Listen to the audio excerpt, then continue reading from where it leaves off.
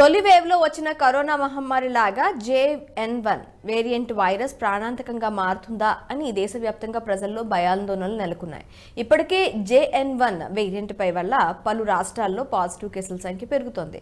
ఈ నేపథ్యంలో వైరస్ ప్రభావం ఎంత మేరకు ఉంటుంది, ఈ వైరస్ ప్రభావం ఎవరిపై ఎక్కువగా ఉంటుంది, ఎలాంటి జాగ్రత్తలు తీసుకోవాలి అన్న దానిపై కర్నూలు ప్రభుత్వ ఆసుపత్రి నుంచి ప్రముఖ ఊపిరితిత్తులు మరియు గుండె సంబంధిత వ్యాధి నిపుణులు డాక్టర్ ప్రభాకర్ రెడ్డితో మా ప్రతినిధి అంజీ ఫేస్ టు ఫేస్. ప్రపంచవ్యాప్తంగా మనము ఎంతో ఆందోళన పడ్డాము. కరోనా వేవ్ 1, 2, 3 ప్రస్తుతం ఇప్పుడు JN1 కొత్త వైరస్ వస్తుంది. అయితే కరోనా లాగా ఈ వ్యాధి ప్రభావం ఎంత ఉంటుంది, ఇంతకు కరోనా వైరస్ కంటే ప్రమాదకరమా, ప్రజలు భయపడాల్సిన అవసరం ఉందా తదితర విషయాలు తెలపడానికి కర్నూలు ప్రభుత్వ ఆసుపత్రి ప్రముఖ వైద్యులు డాక్టర్ ప్రభాకర్ రెడ్డి గారు మనతో ఉన్నారు. ఈ JN వైరస్ గురించి మరిన్ని విషయాలు ఆయన అడిగి తెలుసుకునే ప్రయత్నం చేద్దాం. సార్, ఇప్పటిదాకా చూసుకున్నట్లయితే ప్రపంచవ్యాప్తంగా కరోనా అంటేనే ఒక భయంకరమైన వ్యాధిగా చాలా మంది చనిపోవడం జరిగింది. ఈ JN వైరస్ కొత్తగా వచ్చింది, దీని ప్రభావం ఏ విధంగా ఉండబోతుంది? ఇంతకుముందు మనకు కరోనాలో డెల్టా వైరస్ వచ్చినప్పుడు మొదటి వేవ్, సెకండ్ వేవ్ లో చాలా మరణాలు సంభవించాయి. దాని తర్వాత మూడోసారి ఒమిక్రాన్ అనే వేరియంట్ వచ్చింది. దానివల్ల తీవ్రత చాలా తగ్గిపోయింది అప్పటికే. ఎందుకంటే మనకు వ్యాక్సిన్స్ కానీ డిసీజ్ వచ్చిన వాళ్ళు కానీ ఎక్కువ మంది ఉన్నారు. ఇప్పుడు ఈ ఒమిక్రాన్ లోనే మ్యుటేషన్స్ వచ్చి JN1 అనే వైరస్ వచ్చింది. ఈ వైరస్ ఒమిక్రాన్ కంటే కూడా చాలా వీక్ అయిన వైరస్. దీన్ని ఎందుకు మనము పర్టికులర్ గా తీసుకుంటున్నాం అంటే, ఇది చాలా ఫాస్ట్ గా రెప్లికేషన్ జరుగుతుంది, అంటే తొందరగా పిల్లల్ని పెడుతుంది అనమాట ఇది.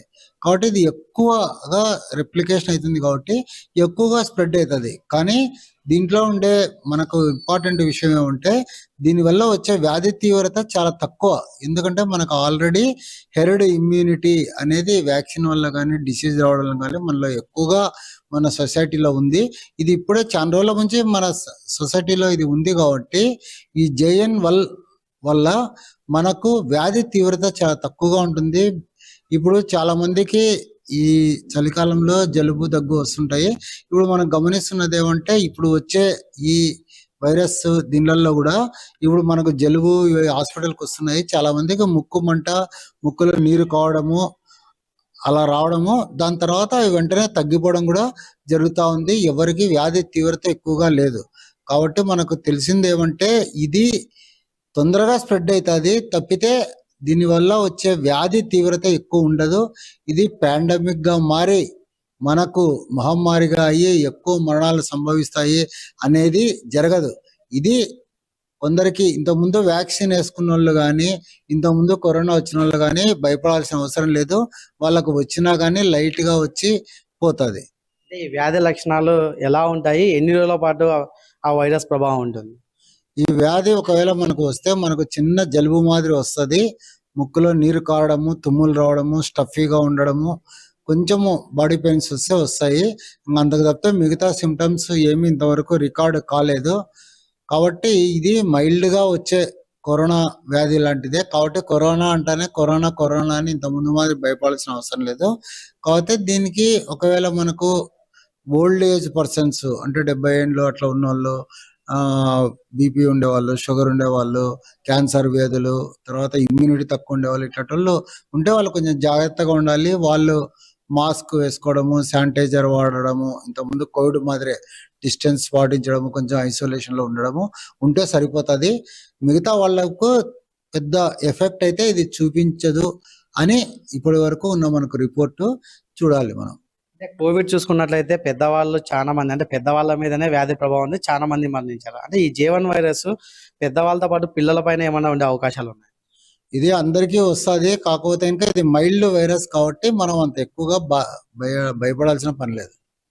అంటే మెయిన్ గా సార్, ఇప్పుడు కోవిడ్ వచ్చినప్పుడు అందరు కూడా చాలా డిస్టెన్స్ వాడారు, అంటే ఫేస్ కి మాస్కులు వాడారు, శానిటైజర్లు వాడారు. ఈ JN వైరస్ ను కూడా ప్రజలకు రాకుండా ఉంటే అలాంటి జాగ్రత్తలు ఏమైనా తీసుకోవాలా? ఏ వైరస్ అయినా కానీ మనం జాగ్రత్తలు తీసుకోవాలి. మనం తీసుకోవాలంటే మాస్క్ పెట్టుకోవడము, దూరంగా ఉండడము, శానిటైజర్ వాడడము, ఇవన్నీ కూడా ఏ వైరస్ కైనా కానీ మనం జాగ్రత్తలు తీసుకోవచ్చు. కాకపోతే ఇది ఎక్కువ సీరియస్ గా లేదు కాబట్టి మనం అంత భయపడాల్సిన పని లేదు.